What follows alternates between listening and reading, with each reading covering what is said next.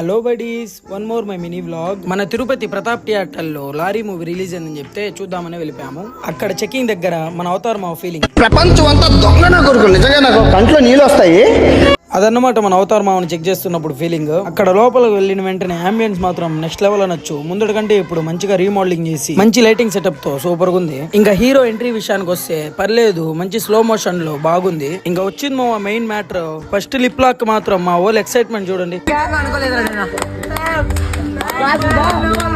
అట్లా ఉంటది మా వాళ్ళతో. ఇంకా మూవీ మొత్తంలో కంటే ఈ ఐటమ్ సాంగ్ మాత్రం 10/10 అయితే ఇవ్వచ్చు. చాలా బాగుంది.